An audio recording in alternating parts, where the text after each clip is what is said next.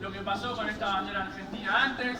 Les pido que prestemos atención para este lado. Les voy a contar también una historia muy importante a la hora de hablar no solo de Malvinas, sino de la memoria del pueblo argentino sobre Malvinas.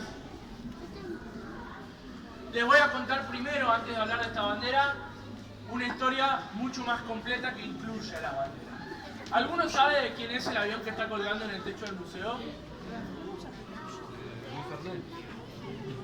De Luis Bernet. Se llama Don Luis Bernet en honor al primer gobernador. En la época de Luis Bernet no existían los aviones en 1820, todavía los aviones no habían sido inventados. Pero vamos a contar la historia. ¿Alguno alguna vez escuchó hablar de Don Miguel Fitzgerald? ¿Sí? Muy bien. ¿Puede decir quién fue? Fue un aviador argentino, el primero que llegó en un avión de esas características a las Islas Malvinas y plantó por primera vez, después de 1833, la bandera argentina en territorio. Perfecto, una mejor descripción imposible.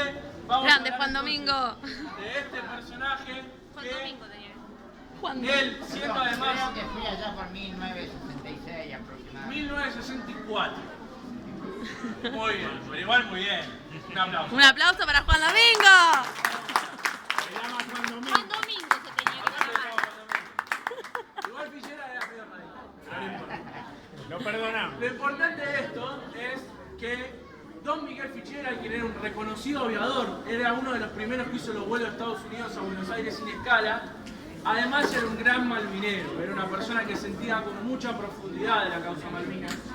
Pidió prestado este avión, lo bautizó como Don Luis Bernet en honor al primer gobernador criollo en las islas y automáticamente salió de Monte Grande, la provincia de Buenos Aires, llegó hasta Río Gallegos y desde Río Gallegos cruzó a las Islas Malvinas desplegando una bandera argentina. Nada más estuvo 15 minutos en las islas, porque obviamente antes de que lo agarren, se subió de nuevo al avión y volvió al continente. Ahora es importante entender el contexto. ¿Sí? Fitzgerald llegó a las Malvinas en el medio de todavía la presidencia de Arturo Illia, pero entendiendo que los militares en esa época tenían un peso muy importante en el gobierno, controlaban absolutamente casi todo lo que hacían los gobiernos democráticos. ¿Sí? Era una democracia media, el peronismo estaba proscripto, por ejemplo. Entonces, ¿qué sucede con esto? Como Fitzgerald había hecho esto sin la autorización de la Fuerza Aérea Argentina, lo intentan encarcelar, lo intentan condenar a Fitzgerald por no haber actuado con el aval de la Fuerza Aérea. Ahora, en este momento donde todavía había un gobierno medianamente democrático, digo medianamente porque el peronismo estaba proscripto, justamente lo que sucede es que Illia interpreta la voluntad popular que había recibido a Fitzgerald como un héroe y no como un criminal y le otorga un indulto, perdonándole cualquier tipo de delito que podía haber llegado a cometer, y Fitzgerald es perdonado culpa de cargo, no tiene que cumplir ninguna condena. Digo esto ¿por qué? Porque parte de los grupos de civiles que fueron a recibir a Fitzgerald cuando volvió fue un grupo de jóvenes que en este caso sí eran parte del peronismo, era parte de la resistencia peronista. Era un grupo de jóvenes sindicalistas y también estudiantes que formaron el llamado Operativo Cóndor.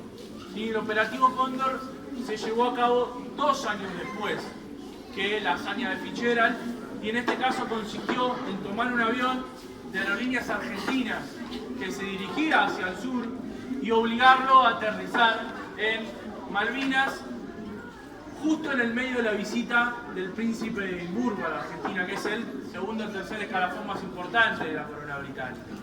¿Sí?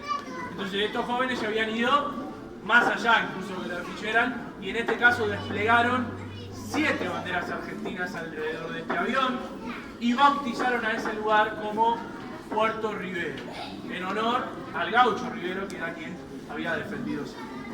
Ahora, ¿qué sucede? Estos jóvenes habían hecho esto en el medio de la visita del príncipe de Edimburgo y además cuando ya había sido derrocado Arturo Illia. Ya estaba la dictadura de Onganía en ese momento. y el peronismo, y al igual en ese momento que todo el resto de los partidos, ya en ese momento, estaban prohibidos en la República Argentina. Entonces, cuando estos jóvenes vuelven al continente, son, a diferencia de ser perdonados por Ilia, son condenados directamente por la dictadura de Onganía. Son tildados de facciosos y son encarcelados, algunos en el penal de Ushuaia, que había sido reabierto justamente por Onganía, y otros son distribuidos. La mayoría de ellos son liberados a lo largo de algunos meses, y en este caso puntual Dardo Cabo, que sería un reconocido militante luego peronista, y también María Cristina Berrier, que era la única integrante femenina, son los que perciben penas más duras, más de 3 años. Ellos permanecen presos por el operativo Cóndor. Ellos se casan, de hecho, dentro de la cárcel. ¿Bien? Hay una historia de amor, como también en muchas otras historias de la resistencia de nuestro pueblo, de historias de amor. Bueno, ellos se casan dentro de la cárcel, serían liberados al cabo de 3 años, pero en realidad es importante entender el por qué son liberados.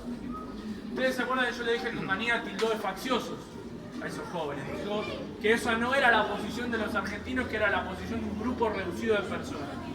Realmente esto se le vuelve como un boomerang a Onganía, porque automáticamente cuando le dice facciosos, le responde la Unión Cívica Radical del Pueblo con un comunicado reivindicando el operativo Cóndor, le responde el Partido Socialista también reivindicando el operativo Cóndor, le responde el mismo Perón desde el exilio, diciendo que esos jóvenes no habían actuado bajo una directiva del Partido Peronista, sino que verdaderamente reflejaban la voluntad de todo el pueblo argentino por recuperar sus Islas Malvinas.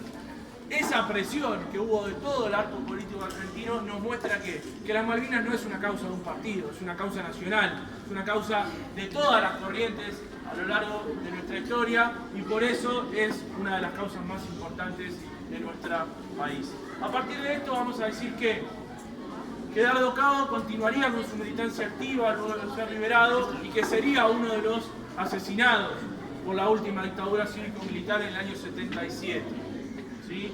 María Cristina Berrier quedó en custodia de estas banderas durante más de 40 años, y en el año 2012 decidió entregárselas a la entonces Presidenta de la Nación, para que el Estado Nacional sea quien quede en custodia de este patrimonio histórico de la Nación, y sean distribuidas en distintos lugares. Una de ellas está colocada aquí detrás mío, fue inaugurada junto con este museo el 10 de junio del año 2014. ¿Sí? El resto de las banderas fueron colocadas 5 en lugares que el Estado Nacional dispuso. El resto de las 2, María Cristina Berrier, como integrante del operativo y dueña de las banderas, pidió que sean colocadas en 2 lugares en particular, y obviamente se le concedió esa condición. El resto de los lugares donde colocaron las banderas son el Congreso de la Nación Argentina, el Salón de los Pasos Perdidos, el Patio Marinas Argentinas dentro de la Casa Rosada, el Museo del Bicentenario al lado de la Casa Rosada y la Virgen de Luján. Esos son los 5 lugares, incluyendo este, donde fueron colocadas las banderas. El resto de las 2, María Cristina Berrier decidió colocarlas en la Virgen de Itatí, y la última decidió colocarla en el mausoleo donde descansan los restos del expresidente Néstor Kirchner, por considerarlo una persona que luchó muchísimo por la soberanía argentina en Malvinas. Son los 7 lugares en donde fueron colocadas las banderas del operativo Cóndor, y son una muestra, al igual que el avión que está colgando en el techo del museo, que también es el original, de la voluntad no solo político-militar, de la voluntad civil de todo el pueblo argentino de reivindicar su soberanía sobre el territorio de las islas. Bien, vamos a pasar entonces ahora